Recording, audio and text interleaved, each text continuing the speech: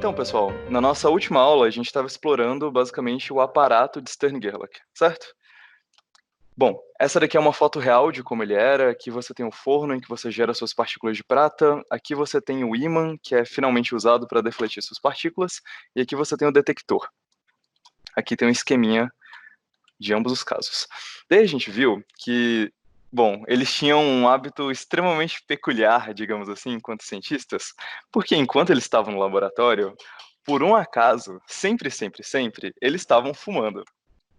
A ideia é que químico tem muito esse lance de política de laboratório, em que você não pode nem comer e imagina fumar. Na física não tinha muito disso, os caras eram muito roots na época e tá aí o senhor Otto Stern com um charutão na boca. Não era uma cena tão incomum assim, até porque basicamente toda foto dele no laboratório envolve ele com um charutão entre os dedos, como a gente conversou. E bom, a gente deu uma olhada ontem em qual seria finalmente a previsão clássica versus a previsão quântica. Qual seria o resultado na nossa chapa de vidro para que o Otto Stern e o Walter Gerlach pudessem finalmente decidir?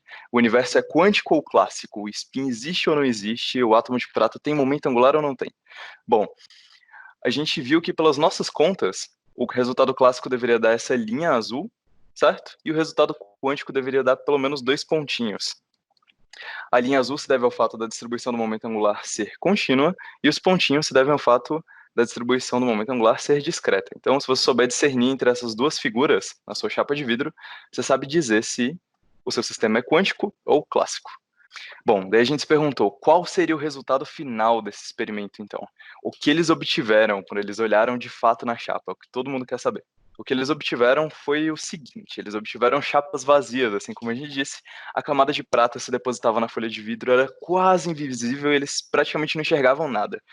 Isso desafiava completamente o andamento e o design do experimento, já que a única fonte de medição era justamente a marcação no raio da placa de prata. Se você não enxerga isso, então você não consegue tirar suas medidas, tudo bem? A ideia é que, bom, um belo dia, depois de fazer um experimento em que eles tinham certeza que deveria ter dado certo, os dois olharam com muito cuidado, mas muito cuidado mesmo para as placas de prata, e depois de olhar bastante, chegar o rosto bem perto, um ficar atrás do outro para tentar enxergar alguma coisa, eles viram uma figura se formando nessa placa de vidro. Tava invisível no começo, mas de repente ela começou a se formar como uma figura preta, assim, na tela, e ninguém entendeu o que aconteceu. Bom, ninguém a menos dos dois alguns minutos depois. A ideia é que basicamente os dois fumavam pra cacete dentro do laboratório, assim como a gente tinha dito. E como eles explicam, com o salário de professor assistente dos dois, eles só tinham dinheiro para pagar por cigarros de baixíssima qualidade com alto teor de enxofre. A explicação mais plausível sobre o que aconteceu é basicamente que o bafão de velho piteiro, velho cracudo, velho que fuma cigarro ruim, fez com que a prata se transformasse em óxido de prata, que é bem preta e que é bem visível também. A gente conversou sobre essa história na nossa última aula, na sexta-feira. Bom, a gente teve aqueles pesquisadores que reproduziram o experimento para ver se não era lorota deles, e de fato eles perceberam que sim, se você tem um bafão de cigarro ruim muito forte, você pode fazer com que a prata, numa camada bem fina, se transforme em óxido de prata e que seja visível. Bom, a gente falou também como quase tudo deu errado, porque os dois tiveram que se separar. A história não foi boa com os dois. Antes de completar o experimento, o Stern recebeu uma posição numa universidade muito boa e ele tinha que se mudar. Os dois acabaram desistindo do experimento por conta disso, mas finalmente, nos 45 do segundo tempo, algo aconteceu. Uma greve ferroviária parou o movimento de todos os trens na Alemanha naquela época e o Stern não pôde se mudar. Ele teve que ficar mais um dia em Frankfurt e durante esse um dia ele se juntou com Gerlach e falou: não vamos desistir, vamos tentar o experimento mais uma vez. Nesse dia, os dois se juntaram, trabalharam no alinhamento do feixe, deixaram ele significativamente melhor. E depois de mexer no ímã e mexer em vários aspectos do experimento e revisar muitos dados, eles chegaram no famoso resultado deles que revolucionou a física. Absolutamente por acaso, assim como a gente conversou na aula passada. Bom, para relembrar o que estava acontecendo, essa daqui é a previsão clássica da deflexão que um átomo de prata deveria sofrer num campo magnético.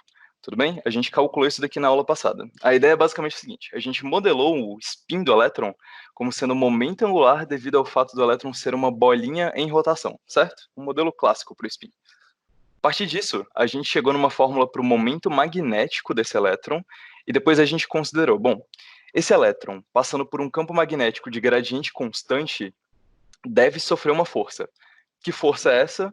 A gente usou justamente aquelas fórmulas sobre força em momentos magnéticos que a gente já tinha conversado, e depois de usar alguns conceitos de física 1, basicamente da trajetória de corpos em acelerações constantes, a gente chegou nessa fórmula aqui, tudo bem? Se você reparar com cuidado, aqui nós temos várias constantes. Para relembrar vocês que não estavam aqui ou que simplesmente se esqueceram no final de semana, esse L é o comprimento do seu ímã, certo? Esse E é a energia inicial das suas partículas de prata. O Ezinho é a carga do elétron. O Me é o que a gente chamou de massa do elétron. A derivada da componente Z do campo magnético com relação a Z é basicamente o gradiente do seu campo. Ele diz para você o quanto o seu campo varia conforme você se move dentro da região em que os ímãs atuam. A gente está assumindo por simplicidade que essa quantidade aqui, esse gradiente do campo magnético, seja uma constante. Ou seja, o campo magnético varia numa taxa constante entre os dois ímãs. Bom, então se esse cara é constante, tudo aqui embaixo é constante, esse é constante, esses caras também, e a nossa derivada do campo magnético, a única variável dinâmica que sobra é o spin na direção Z, tudo bem? Como ele é literalmente o que interessa para a gente descobrir se essa distribuição é clássica ou quântica, a gente vai chamar, só por simplicidade, todo o conjunto de outras constantes de A, certo? A gente vai condensar todas elas aqui dentro, vezes o seu spin na direção Z, tudo bem? O argumento seguia mais ou menos pela seguinte linha. Bom, como o forno produz partículas de maneira térmica, ou seja, de maneiras aleatórias, e, na mecânica clássica, todo momento angular é permitido, toda direção de momento angular é permitida, logo, esse SZ, esse momento angular na direção Z, pode tomar qualquer valor entre, então a gente vai colocar aqui, SZ pode tomar qualquer valor entre menos o módulo do spin, certo? Do vetor de spin, não só da componente Z dele, e o módulo do spin, tudo bem? Então, no caso em que você tem uma partícula cujo spin é somente na direção Z, você tem esse caso, o limite superior. No caso em que você tem uma partícula que está completamente anti-alinhada com o eixo Z, você tem esse valor. E aqui no meio você pode pensar que também existe o zero, certo? E o zero está aqui justamente para representar as partículas que vêm com um momento angular numa direção perpendicular ao eixo Z, ou seja, a componente Z do momento angular delas é zero, tudo bem? Nesse caso, você obtém uma distribuição para suas deflexões, tudo bem? Então, sua deflexão pode ser qualquer coisa entre a deflexão causada por menos o spin máximo, zero, e a deflexão causada por mais o spin máximo, tudo bem? Então, isso daqui pode variar entre menos A vezes o módulo do spin, zero, e A vezes o módulo do spin. De novo, o que a gente espera de uma distribuição clássica, assim como eu acabei de mostrar para vocês, é exatamente o seguinte. Como o momento angular pode apontar em qualquer direção, a componente Z pode ter qualquer valor entre um máximo e um mínimo, certo? Incluindo o zero, que faz com que as partículas tenham deflexão nenhuma. Ou seja, quando você disparar muitas partículas de prata dentro dessa chapa de vidro, você vai perceber que, bom, uma vai parar bem aqui, outra vai parar aqui, aqui, aqui, aqui, até que elas populem completamente essa região e você obtenha uma linha de partículas que atingiram a sua placa de vidro. Eu estou rabiscando aqui em cima, só para vocês terem uma ideia do que eu quero dizer. Já no caso em que o seu momento angular é discreto, a gente observa o seguinte pela outra fórmula. Se o seu momento angular só pode tomar alguns valores, isso significa que o seu SZ só pode ter alguns valores. Logo, o seu ΔZ também pode ter somente alguns valores. Então, se a gente voltar para a nossa chapa de vidro, a gente vai observar que aqui seria um possível valor de uma deflexão causada por um momento angular específico, e aqui outra deflexão causada por outro momento angular específico, certo? Aqui a gente tem a distribuição discreta, aqui a gente tem a distribuição contínua. No lado esquerdo, o clássico, no lado direito, o quântico. Acontece que, como a gente viu na aula passada, o resultado desse experimento não é nenhuma dessas duas coisas, o que foi um grande plot twist para todo mundo, certo?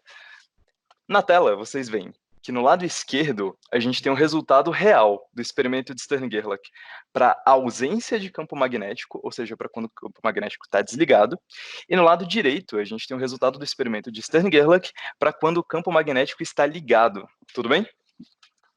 Bom, a gente estranhou bastante esse formato porque, além de não parecer nada com o que a gente esperava, tanto clássica quanto quanticamente, do ponto de vista do Bohr, esse negócio ainda parece uma boquinha. Parece que o seu feixe de elétrons deu um beijinho na sua placa de vidro para deixar esse formato tão esquisito aqui.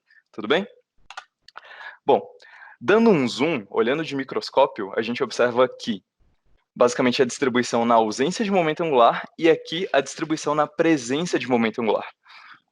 Agora, a questão é a seguinte: o resultado do experimento está muito, mas muito diferente das nossas expectativas clássicas, da conta que a gente fez na aula passada, e das nossas expectativas quânticas, que a gente basicamente acabou de assumir aqui. Bom, esse padrão é especialmente causado pelo fato do campo magnético também não ser homogêneo nas direções x e y. Para fazer a nossa conta, a gente assumiu que o campo magnético só dependia da direção z, tudo bem? Isso não é verdade, os nossos ímãs não são perfeitos.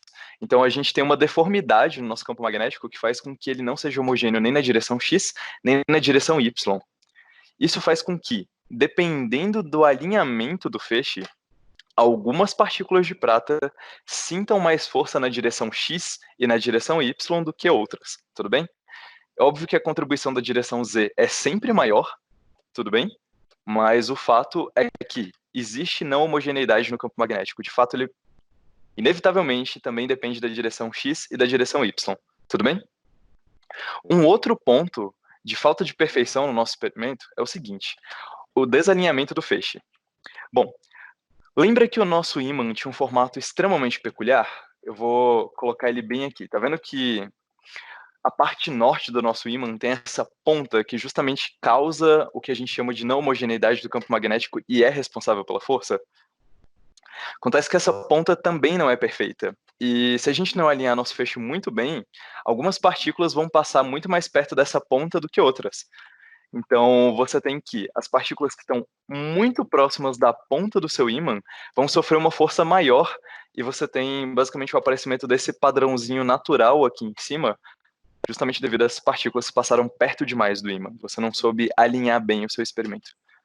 Levando em consideração tudo que eu acabei de falar, o fato do campo magnético não ser homogêneo, basicamente o feixe está completamente desalinhado, ele não está fluindo muito bem com o campo magnético, você não está colimando ele muito bem, e tudo que vocês falaram, a gente consegue fazer uma previsão teórica muito mais parruda do que a conta simples que a gente fez na nossa aula, tudo bem?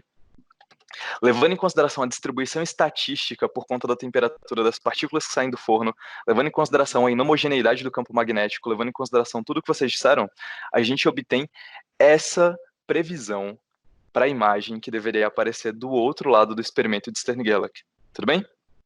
Essa daqui, de fato, parece muito mais com o que a gente observa. Tudo bem? Se você não está achando tão parecido assim, pega essa imagem e deita ela, tudo bem? A gente teria que olhar para ela ali como se a gente dissesse que o eixo X é o eixo Y e o eixo Y é o eixo X, tudo bem? Nesse caso, você vai perceber que o padrão se parece muito, mas muito com o que a gente observou, tudo bem? Nesse caso, a previsão clássica é a seguinte: a previsão clássica é que, dentro desse formatinho de lábio, todos os estados estivessem preenchidos. Então você deveria observar o seguinte, no caso clássico, com uma conta mais precisa, com uma conta que levasse em consideração todos os detalhes do seu experimento. Você veria essa região com formato de boquinha totalmente preenchida, certo? É o análogo ao que a gente falou para o caso da nossa conta muito simples. A gente teria uma distribuição que seria mais ou menos um quadradinho assim, certo? Toda preenchida porque os elétrons com seu momento angular aleatório atingiriam todos esses pontos. Tudo bem? Já a previsão quântica para esse experimento é dada exatamente quando a gente apaga toda a tinta e olha só para o contorno. Então, se você olhasse para a sua placa de prata e visse o seguinte: se tiver só o contorno, o seu momento angular é discreto, ou seja, mecânica quântica. Se você olhasse e visse esse formato, só que todo preenchido, mecânica clássica, tudo bem? Agora vamos dar uma olhada de volta para o que a gente obteve no experimento. E aí, pessoal, vocês acham que isso daqui está mais para quântico ou mais para clássico? Bem quântico, tudo bem? Não tem muito como escapar, certo? Inclusive, baseado nas contas que a gente fez, a gente pode olhar para exatamente qual é essa separação entre uma banda e a outra, para justamente calcular qual seria o momento angular dessas partículas com comportamento totalmente anômalo que a gente está observando. Tudo bem? E essa é a etapa que a gente vai fazer agora. Bom, então, só olhando de novo para o aparato de Stern-Gerlach, aqui a gente deveria ter a previsão clássica, aqui a gente tem a previsão quântica. Basicamente, o nosso resultado experimental é o que está bem aqui na nossa chapa. Tudo bem? Dá para ver que, claramente, levando em consideração todos os pequenos detalhes do seu experimento, você tem uma distribuição que é quântica. As pessoas não aceitaram esse resultado com formato de boquinha tão imperfeito como ele estava, certo? As pessoas trabalharam durante muito tempo para melhorar esse aparato e para fazer com que você tenha uma distribuição bem precisa, bem mais parecida com o que a gente fez nas nossas contas idealizadas, tudo bem? Hoje em dia, a gente tem experimentos que funcionam dessa maneira. Eles são exatamente análogos a um equipamento de ressonância magnética que tem em todo hospital, certo? Eles basicamente fazem ressonância magnética com átomos. No caso desse desenho, é de um artigo que fez exatamente essa mesma conta que a gente fez, o mesmo experimento de Stern-Gerlach, só que para átomos de hidrogênio, tudo bem? Você tem, de novo, um elétron desemparelhado, no estado fundamental ele também está no orbital s, então todo momento angular só pode vir de uma contribuição puramente de spin, certo? Você faz o mesmo experimento e lá eles obtêm uma diferenciação clara, assim como a gente esperava, do que é quântico para o que é clássico, certo? Aqui em azul eles têm basicamente o que você esperava do ponto de vista da mecânica clássica, e em vermelho você tem o resultado do ponto de vista da mecânica quântica, certo? Por que os elétrons que não estão desemparelhados não contribuem para o momento angular? Para fazer essa análise, a gente usou química moderna, a gente usou mecânica quântica moderna, o que a gente já sabe sobre química hoje em dia. Tudo bem? Lembra que a gente fez uma distribuição de Linus Pauling justamente para mostrar que o último elétron, no caso da prata, estava no orbital s? A ideia era justamente mostrar que, olha, o Stern e o Gerlach estavam tentando medir o átomo de Bohr, certo? O momento angular do átomo de Bohr. Só que, na verdade, pelas contas que a gente fez, não deveria existir momento angular orbital, tudo bem? Então, todo momento angular que eles estavam medindo era spin, sem querer querendo. Eles estavam querendo medir momento angular orbital e, sem querer querendo, por uma grande coincidência, eles estavam medindo spin, na verdade. Esse E aí, ponto que você nesse tocou momento, é mais um dos pontos que diz justamente pra gente por que o átomo clássico não pode estar certo. É mais um dos muitos pontos em que ele erra. Se você for no laboratório e medir o momento angular orbital do átomo de prata, por exemplo, você vai perceber que ele é zero.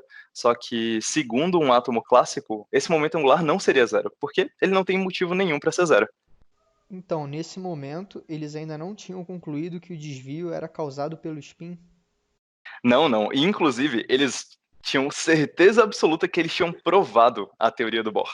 Tanto é que a primeira coisa que eles fizeram com a imagem das placas dele foi transformar em cartão postal e mandar diretamente para casa do Bohr com uma cartinha escrito: "Parabéns, senhor, sua teoria foi confirmada." Até que, alguns anos depois, veio Schrödinger com a teoria moderna dele, que a gente vai estudar em breve, e mostrou que, pô, isso não era possível. Os átomos de prata não tinham momento angular orbital, então a teoria do Bohr necessariamente tinha que estar errada, porque ela previa momento angular orbital para o átomo de prata. Logo, esse spin só podia ter outra origem, que não fosse orbital. Esse pensamento é justamente o que vai culminar em anos depois na descoberta do spin. Primeiro previsto pelo Pauli, teoricamente, e depois medido experimentalmente pelo Goldsmith e Uhlenbeck. Pela teoria do Bohr, não deviam aparecer várias camadas do feixe de prata? Isso é uma ótima pergunta. Uh, como... Bom, eu vou colocar na outra imagem aqui do seguinte, ó. Eu vou dar uma limpada só para a gente poder ilustrar isso daqui melhor. Bom, está dizendo o seguinte: a teoria do Bohr prevê que o momento angular na direção z é n vezes h cortado, tudo bem?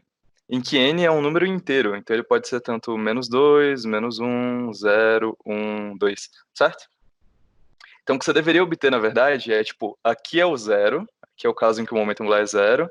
Daí aqui é o caso em que o n é 1, depois o caso em que o n é 2, depois o caso em que o n é 3.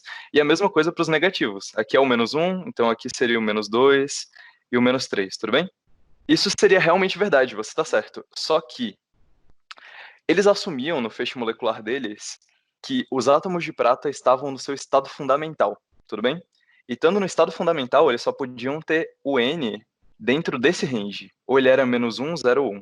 Lembra que a gente falou que a energia do átomo dependia de uma constante dividido por um número inteiro ao quadrado? Para um Sim. caso de um átomo, esse N não pode ser 0, porque senão você teria energia infinita. Então, esse cara aqui já está descartado. Nesse caso, ele só poderia ser 1, menos 1, ou menos 2, ou 2, tudo bem? Só que a gente está assumindo que os nossos átomos de prata, que os elétrons desse átomo de prata estão em baixas energias. Então, eles não têm energia suficiente para fazer transições para níveis mais elevados, ou seja, para Ns maiores. Então, eles só vão ficar nos menores que eles podem estar, ou 1 ou menos 1. Por isso que no experimento eles esperavam verificar simplesmente 2 pontinhos, que seriam basicamente as maiores energias que um átomo de prata bem pouco energético poderia atingir. E bom, com experimentos mais modernos, a gente percebe o seguinte: se você passa um feixe de átomos de prata ou átomos de qualquer natureza, ou inclusive elétrons livres, por dentro de um campo magnético à la Stern-Gerlach, você observa que o feixe é dividido em duas partes, em duas bandas muito bem distintas. Uma delas corresponde a um momento angular do elétron na direção z positivo, e a outra corresponde ao mesmo momento angular, só que negativo. Tudo bem? A pergunta que a gente tem que se fazer agora é: que momento angular é esse? Que momento angular intrínseco é esse associado ao próprio elétron? Qual seria o valor dele, tudo bem? E olhando para os nossos experimentos, a gente consegue fazer medidas e descobrir de fato qual seria o valor desse momento angular. Eles finalmente obtiveram a primeira medida do spin do elétron. Lá em 1922, o Stern e o Gerlach, medindo a distância entre os dois feixes, encontraram que o momento angular daquela partícula só poderia ser dado por mais ou menos h cortado sobre 2.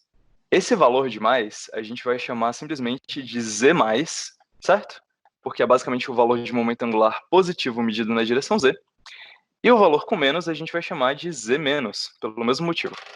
Essa história é muito fantástica. Ela é simplesmente incrível, porque mesmo sem saber que o spin existia, mesmo sem ter qualquer evidência, na sorte, na mais pura cagada, eles acabaram medindo o spin do elétron. E isso é muito, muito, muito legal. Esse é o tipo de erro que não se comete em 100 anos, não é o tipo de erro que qualquer pessoa comete, e muito menos o tipo de erro que leva a uma revolução na física. Tudo bem?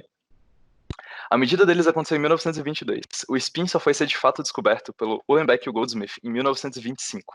Ou seja, se eles tivessem analisado os dados dele um pouco melhor, se eles não tivessem cometido esse erro, se eles tivessem um conhecimento um pouco melhor de química, talvez eles tivessem descoberto o spin 3 anos antes.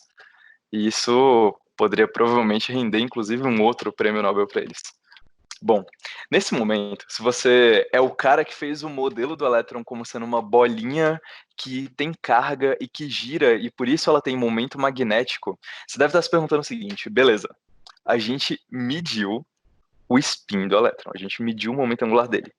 Logo, eu consigo descobrir a qual velocidade o meu pequeno elétron, a minha pequena bolinha, está girando para produzir esse momento angular, certo? Com essa medida, eu consigo dizer exatamente a qual velocidade o elétron está girando. Isso é muito fantástico. Por quê? Se o elétron só pode ter esses dois valores de momento angular, significa que ele só pode ter duas velocidades específicas. Uma numa direção no sentido horário e outra no sentido anti-horário, tudo bem? Com o mesmo módulo, só que em sentidos diferentes. Isso é uma coisa fantástica, porque o que diabos na natureza diz que uma coisa só pode girar com determinadas velocidades?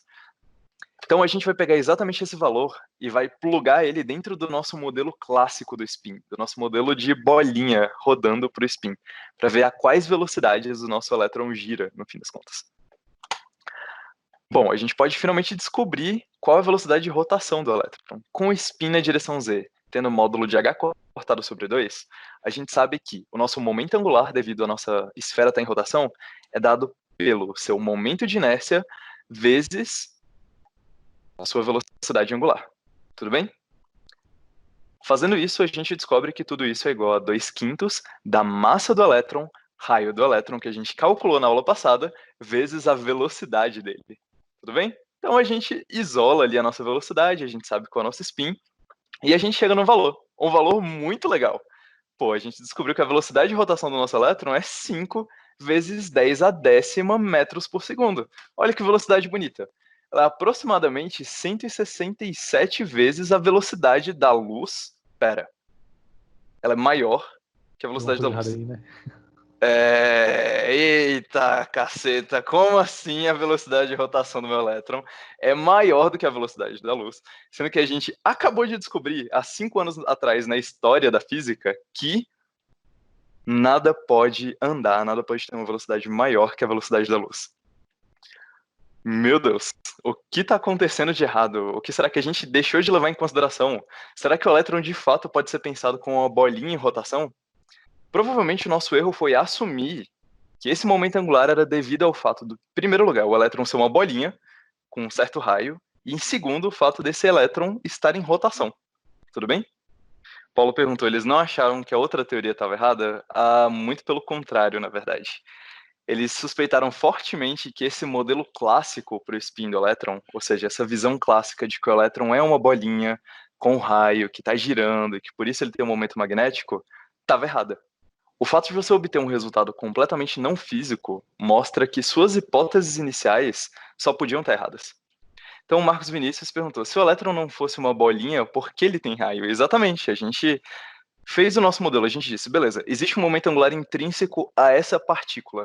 Bom, se é uma partícula, a gente normalmente modela a partícula como bolinha. Se é uma bolinha, ela tem um raio, e se ela tem um raio, ela pode muito bem estar girando, e essa é a fonte do momento angular que a gente não consegue dizer de onde vem. Mas a gente acabou de mostrar que se a nossa partícula tem um momento angular medido pelo experimento, ela não pode ser uma bolinha girando. Ela não pode ser uma bolinha com um certo raio em rotação. Porque se ela fosse, ela precisaria rodar a uma velocidade maior que a velocidade da luz. Quase 200 vezes maior que a velocidade da luz. E isso não é possível pela teoria da relatividade de Einstein. Logo, alguma hipótese que a gente assumiu no meio desse caminho está errada. E a visão que a física tomou hoje em dia é que a hipótese de que o elétron é uma bolinha em rotação é o que está errado. Tudo bem? Então a visão moderna da física é a seguinte: o elétron tem raio exatamente zero. Ele é um ponto. Tudo bem? E o momento angular intrínseco dele, o spin, não se deve ao fato dele estar em rotação. É uma propriedade intrínseca ao elétron, como partícula. E como a gente acabou de ver, não tem análogo clássico. Ou seja, não dá para pensar num modelo para o spin como sendo de uma bolinha girando, só que uma bolinha muito pequena. Não existe análogo clássico. É uma propriedade puramente quântica. E é exatamente por isso que a gente está descrevendo e discutindo o experimento de Stern-Gerlach, certo? Em todos os outros experimentos, como por exemplo dupla fenda e todos os outros legais que vocês conhecem da mecânica quântica, você sempre tem uma contrapartida clássica para a explicação daquele fenômeno. Aqui não. Não existe contrapartida clássica para o spin. Ele é uma propriedade puramente quântica. E se ele existe, significa que o nosso universo é quântico e não clássico, porque o spin é uma propriedade puramente quântica.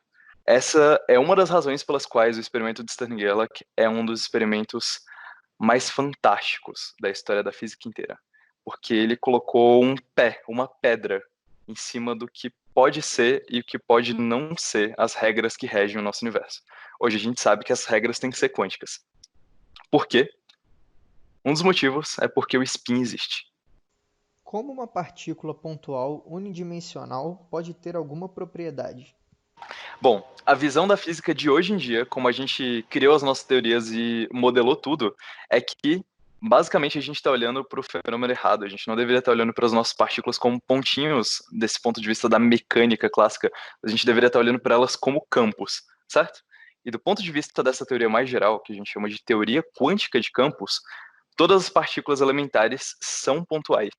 Elas têm raio igual a zero. Elas não são bolinhas com um certo raio. Elas são pontos. Tudo bem? E como essa partícula pontual pode ter massa? Sim, isso é muito estranho. A Lorena também perguntou, se o elétron tem raio zero, como a massa dele está distribuída? Isso é uma ótima pergunta. E eu não tenho uma resposta para isso, porque todos os físicos não têm uma resposta para isso. A ideia que a gente tem que lembrar sempre é que as nossas teorias são modelos. certo? E todo modelo está errado. Todo modelo é efetivo, todo modelo tem um limite de validade. A gente sabe que para as escalas de experimentos que a gente tem hoje, com as energias que a gente tem hoje, a gente pode muito bem aproximar o elétron como sendo uma partícula pontual. Mas nesse sentido, durante o século XX, a gente sempre aproximava o próton como sendo uma partícula pontual, até que a gente descobriu que ele não é, que ele tem estrutura, que ele é formado por 3 quarks, que ele tem um raio, certo? Então talvez no futuro, com melhores experimentos, a gente descubra que o elétron não é uma partícula pontual e que ele tem estrutura. O que eu estou dizendo para vocês é o seguinte: segundo os melhores modelos que a gente tem hoje em dia, e esses modelos são o que a gente chama de teoria quântica de campos, o elétron é tratado como uma partícula pontual, tudo bem? Não é por isso que essas questões super legais que vocês levantaram deixam de existir, certo? Elas existem e tem que estar no fundo da cabeça de vocês sempre, sempre que vocês pensarem sobre essas coisas. João Paulo falou, é por isso que tem a galera da teoria das cordas? De certa forma, sim, também. É uma outra resposta que a teoria das cordas poderia trazer para a gente enquanto teoria fundamental. Na teoria das cordas, a gente postula que as partículas não são mais pontinhos, mas elas são cordinhas extensas, certo? Pode ser uma cordinha aberta, pode ser uma cordinha fechada, e isso resolve muitos dos problemas do elétron não ter tamanho, certo? Mayara, como eles colocam um ponto nas contas expressando qualquer consequência que pode vir das dimensões do elétron? Pois é, o ponto é, Mayara, a gente sempre faz os nossos modelos e a gente verifica com os experimentos para ver se eles são bons modelos, se eles descrevem a realidade bem. E a gente vê hoje em dia nos nossos aceleradores de partículas ou na física de altas energias que acontecem em objetos astrofísicos que a teoria quântica de campos, essa mesma teoria que considera que o elétron tem dimensão zero, prevê e modela muito bem todos os fenômenos que a gente mede até agora. Tudo bem? Mas é óbvio que a gente espera que ele seja uma teoria efetiva e que um dia venha uma teoria melhor, uma teoria de tudo, um fruto da tal da gravitação quântica que possa consertar todos esses problemas. É mais uma questão sobre o que a gente consegue acessar como cientistas, porque a gente não consegue acessar diretamente a verdade, porque ela é muito profunda e muito complicada. E a gente precisaria ter experimentos infinitamente bons para que a gente pudesse acessar a melhor teoria de todas, mas a gente sempre pode fazer um modelo que é tão bom quanto os nossos experimentos consigam medir. E essa vai ser o que a gente vai chamar de melhor explicação até aquele momento, certo? Então, a melhor explicação sobre a existência do elétron é essa tal teoria quântica de campos, que considera que o elétron tenha dimensão zero, que ele tenha raio igual a zero. Tudo bem? Mas todo mundo espera que seja só por enquanto. A gente chama isso na física de teoria efetiva. Bom, então o spin, como a gente acabou de ver, é uma propriedade que existe, que é completamente inconciliável com a física clássica. Momento angular na física clássica se deve a corpos rígidos em rotação. Aqui, esse momento angular não se deve a um corpo rígido em rotação porque o elétron não tem raio. Não existe um análogo clássico para o spin. Ele é uma propriedade puramente quântica. E se você é um adorador do determinismo de Newton, isso deveria doer para você. Porque a gente tem uma propriedade aqui, como a gente pode ver, é puramente quântica, puramente aleatória. A pergunta é a seguinte: será que existia alguma coisa de especial sobre o spin na direção z? Qual deveria ser o resultado do experimento se a gente simplesmente alinhasse os ímãs com outra direção? Será que no nosso universo é só o spin na direção z que precisa ser discreto e os outros se comportam de uma maneira completamente diferente? Ou será que isso é uma propriedade de todas as componentes do spin? Ótimo, muito bem, a intuição de vocês está boa. Tem que ser uma propriedade de todas as direções, simplesmente pelo fato de quem escolhe o que é eixo z sou eu, sou experimentalista. É o Stern, é o Gerlach, tudo bem? A gente que colocou um label naquela direção e falou, bom, esse daqui é o spin na direção z, certo? Ou seja, como a escolha dos nossos eixos, a escolha do nosso referencial é arbitrária, isso também tem que ser resultado do experimento de todas as outras direções, certo? A gente tem que observar essa mesma quantização do momento angular em todas as outras direções. Bom, só para confirmar, vamos para o laboratório. E se eu disser que eu preparei para vocês um experimento de Stern-Gerlach aqui, e que a gente vai poder fazer ao vivaço, juntos, e ver o resultado acontecendo diante dos seus olhos? O nome desse aplicativo é Spins. E eu vou deixar o link para vocês, caso vocês queiram baixá-lo, certo? A telinha dele, o nosso laboratório é exatamente essa daqui. Certíssimo? Bom, aqui diante de vocês a gente tem nossa incrível arma de elétrons, certo? Basicamente o análogo do forno que o Stern e o Gerlach utilizaram. Desse lado, a gente tem o nosso aparato de Stern-Gerlach, ou seja, o nosso conjunto de ímãs, e aqui em cima nós temos os melhores detectores de partículas já vistos na história, tudo bem? Esse daqui conta quantas partículas saíram com spin de mais h cortado sobre 2, e esse daqui conta quantas partículas saíram com spin de menos h cortado sobre 2, certo? Só para vocês verem que eu não estou mentindo para vocês, a gente vai realizar o experimento de Stern-Gerlach na direção Z só para ver o que acontece, tudo bem? Bom, se eu apertar Go, a gente observa ali que a nossa barrinha está crescendo loucamente, certo? Esse número que aparece é basicamente a contagem de quantas partículas foram detectadas. Então aqui em cima é o número de partículas detectadas com spin up, ou spin de mais h cortado sobre 2, e embaixo com spin down, de menos h cortado sobre 2. Então se eu parar em algum momento, a gente deveria ter um número muito parecido nas duas, certo? Exatamente porque, pelo que a gente sabe, 50% das partículas vão para cima e 50% delas vão para baixo. Só que aqui dá pra ver que eu menti pra vocês, porque o número não tá igual, né? Aqui eu tenho 8.292, embaixo eu tenho 8.387. Por quê? Por que que isso tá acontecendo? Será que eu menti pra vocês mesmo? Será que no experimento de Stern-Gerlach eu tenho, sei lá, 51% das partículas vão pra baixo e 49% delas que vão pra cima? Então, para eu ter de fato a minha distribuição de 50-50, eu deveria jogar muitos elétrons. Muitos, muitos, muitos elétrons. Certo? É justamente aquela propriedade de probabilidade que a gente chama de teorema dos grandes números. Certo? Que a probabilidade converge para o valor exato quando você tem muitos eventos. Então, vamos lá, eu consigo aqui pelo control mandar fazer 10.000 de uma vez. Então, eu mando fazer 10.000, eu mando fazer mais 10.000, e a gente percebe que os dois números ficam cada vez mais próximos, certo? Aqui eles estão batendo até a terceira casa, e se eu continuasse apertando esse botão infinitamente, uma hora os dois botões iam dar no mesmo, certo? Eu ia ter os mesmos valores para os dois detectores, tudo bem? Então, eu não menti para vocês, de fato a distribuição é de 50-50, dado todo o fato de que o sistema é estatístico, tudo bem?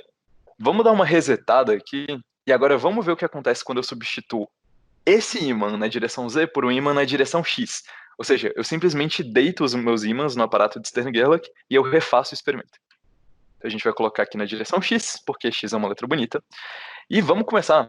A gente vai tacar aqui de uma vez 10.000 elétrons. E a gente observa que eles chegam ali 5.000, 4.987. E por aí vai, até que a gente observa o quê?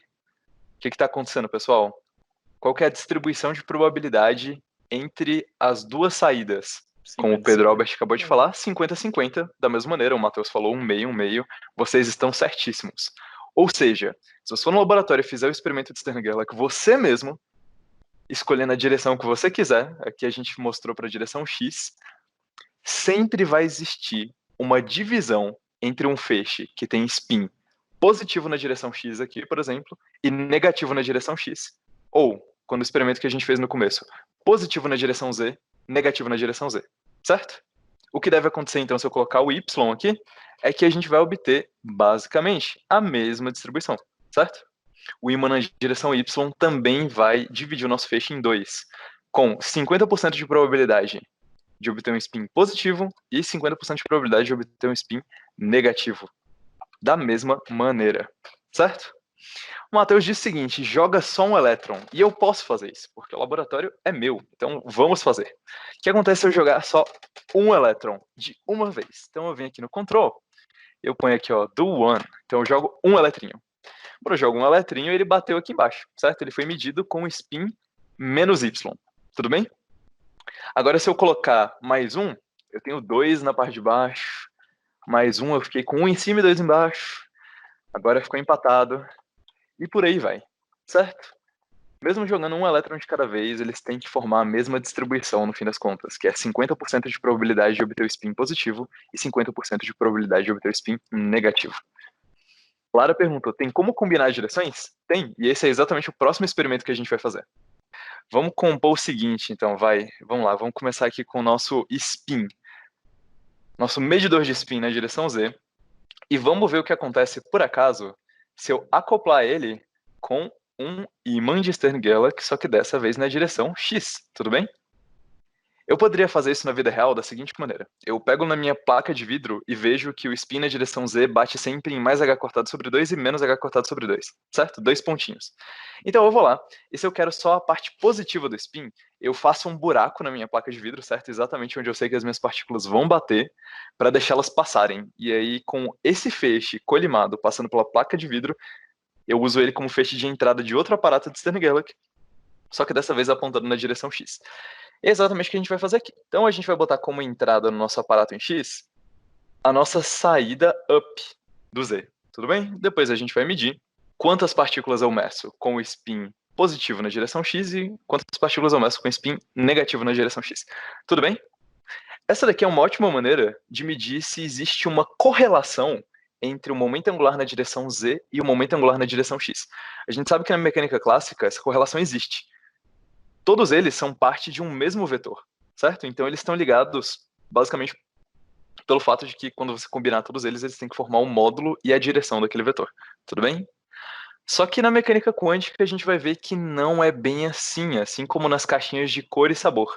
Por exemplo, se eu deixar o spin na direção Z e interagir com o spin na direção X, eu obtenho a seguinte distribuição. Basicamente, sabendo que o meu spin na direção Z foi de mais h cortado sobre 2, eu não sei absolutamente nada sobre o meu spin na direção X, porque eu obtenho tanto 50% de um quanto 50% de outro. Tudo bem? Foi exatamente o primeiro caso que a gente viu nas caixas de cor e sabor. A gente percebeu que não existia correlação entre cor e sabor. Quando eu combinava as duas, o fato de saber sobre o sabor não me dizia informação nenhuma sobre a cor de um elétron. Tudo bem? Então vamos prosseguir para um próximo experimento, que é um experimento muito legal também. Bom, vamos lá. Então a gente vai basicamente desacoplar isso daqui. Vamos deixar os nossos detectores um pouco mais longe, que eu quero fazer o seguinte experimento. Bom, eu acabei de medir que as minhas partículas estão com spin na direção Z positiva, certo? Agora eu vou tentar ganhar informação sobre o spin na direção Z e na direção X ao mesmo tempo. Tudo bem? Vamos passar um feixe que a gente sabe que é de partículas com spin positivo na direção Z por uma máquina de partículas com spin na direção X. Daí a gente seleciona um dos dois e a gente sabe com certeza que como entrada nessa máquina eu teria um cara que tem spin na direção Z positivo e X positivo, por exemplo. Será que eu conseguiria obter essa mesma informação na minha outra máquina em Z? Então o que eu quero é exatamente o seguinte, ó. Eu tenho aqui o meu aparato em Z, eu seleciono a parte positiva, eu levo ele para a máquina em X, eu seleciono a parte positiva em X, e agora eu quero medir de novo qual que é a minha componente Z. Senhoras e senhores, qual vocês acham que vai ser o resultado deste experimento? Bom, defendendo o ponto de vista clássico, certo? Se o spin na direção Z é alguma coisa que está marcada no meu elétron, que eu consigo ir lá, olhar para ele e medir, então, da primeira caixinha, eu sei que todos os elétrons que passarem a partir daqui têm spin na direção Z positiva, certo? Bom, passando eles pela máquina em X, agora eu vou coletar só aqueles que têm spin positivo na direção X. Então esse meu feixe, classicamente, seria formado por partículas que têm tanto spin positivo na direção Z, quanto spin positivo na direção X. Teriam as duas propriedades.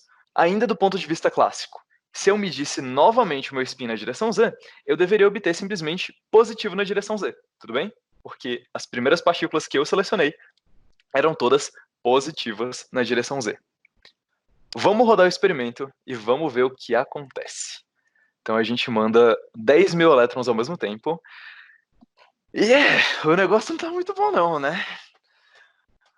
Basicamente a gente previu pela mecânica clássica que todos eles deveriam aparecer com o momentum na direção Z positiva e na verdade apareceu uma coisa bem parecida com 50-50. Só para garantir, né, porque essa tal estatística ela gosta de pregar peças na gente, vamos rodar de novo para ver o que acontece.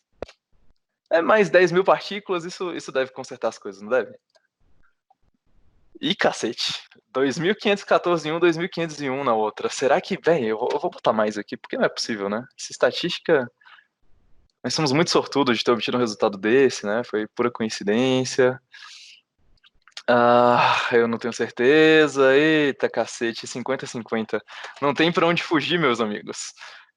A gente observa que a expectativa clássica não tem absolutamente nada a ver com o experimento que a gente faz na vida real, certo? Se você for no laboratório, cancela completamente o experimento no computador que eu estou fazendo para vocês. Vão para o laboratório, peguem 3 aparatos de Stern-Gerlach, coloquem um em direção ao outro, façam o experimento.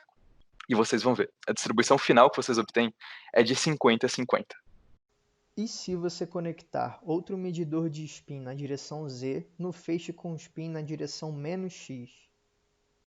Claro, claro. Então vamos fazer isso. Vamos lá, uma ideia muito boa. Enquanto eu vou fazendo ela aqui, porque dá trabalho, sabe, laboratório e tal, sou um físico teórico, não consigo mexer exatamente com essas coisas. Vamos ler os comentários. Vamos lá. João disse, o spin na direção X interfere na Z, então, de alguma forma? Sim, João. Por esse experimento, a gente acabou de perceber que, e essa foi a conclusão que a gente tirou lá na nossa primeira aula, tratando da cor e do sabor, certo? Em primeiro lugar, pelo primeiro experimento que a gente fez, spin na direção Z e spin na direção X são propriedades completamente independentes. Desse experimento, a gente mostrou que eu não consigo conhecer as duas propriedades ao mesmo tempo, porque se eu tento medir o spin na direção X, eu acabo me esquecendo completamente de toda a informação que eu já tive sobre o spin na direção Z, e eu obtenho 50-50 de novo. Tudo bem? A conclusão é exatamente essa, a conclusão que a gente tirou na primeira aula. O spin na direção X interfere na Z. De alguma forma, sim. Medidas na X e depois na Z não têm o mesmo efeito de medidas na Z e depois na X. As propriedades são não comutativas, certo? Faz diferença a ordem que você escolhe colocá-las. E vamos puxar esse cara aqui para baixo. E aí vamos colocar mais dois detectores aqui. E aí a gente liga esse cara em cima e esse cara embaixo, tudo bem? Agora a gente vem aqui, reseta tudo. E a gente faz nossas 10.000 de uma vez só. E olha só que bizarro, cara. No nosso feixe de partículas puramente para cima, em uma caixa eu obtenho metade delas para cima e outra para baixo. E mesmo assim, da direção para baixo do X, a gente obtém a mesma distribuição, 50-50. Então, de um feixe de partículas que apontavam puramente para cima na direção Z, no fim das contas você acaba tirando um feixe de partículas em que metade aponta para baixo e metade para cima. É como se a medição em X destruísse o seu conhecimento sobre a medição em Z que você tinha feito anteriormente. Então, vamos basicamente tirar esse cara daqui. Vamos tirar esse cara daqui. A gente tira esse e esse. A gente deixa ele no cantinho aqui, no cantinho da disciplina.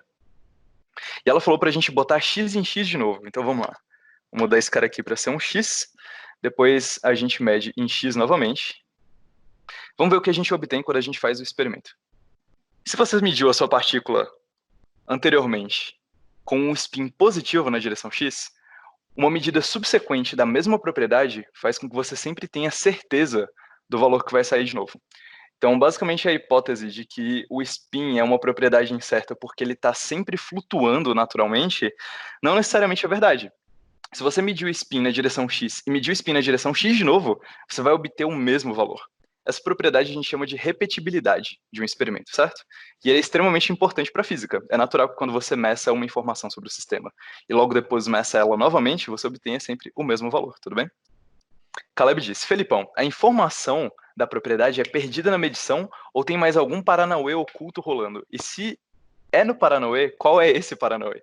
Então, bom, se existisse paranauê, e essa é uma teoria que muitos físicos tinham na época, incluindo Einstein, a gente chamaria esse paranauê de variáveis ocultas.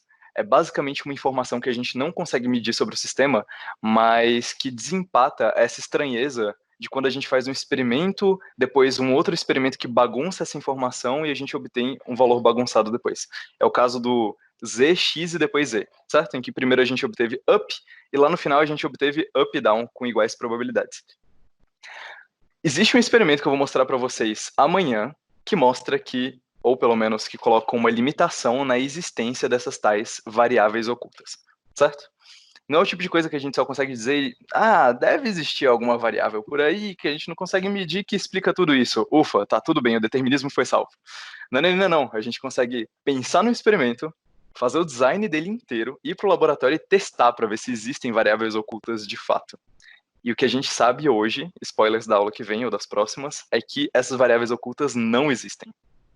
Então vamos lá, Lara, tem como medir o spin fora da interação do campo magnético? Então, até tem. Você pode, por exemplo, jogar um laser em direção aos seus elétrons. Mas o mais bonito sobre essas propriedades é que independente das caixinhas que você use, ou independente das partículas que você esteja estudando, essas propriedades se mantêm. Elas são propriedades das partículas, certo?